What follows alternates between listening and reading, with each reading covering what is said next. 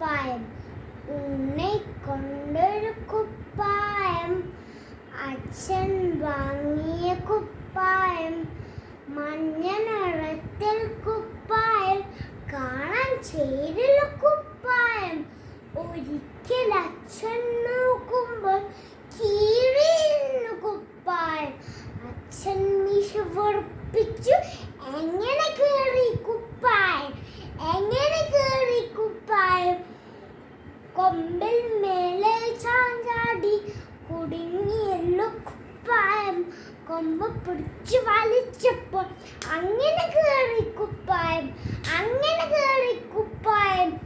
ഉണ്ണിക്കുട്ടൻ കൈ നീട്ടി, ഇപ്പോൾ കെട്ടും നല്ലൊരടി.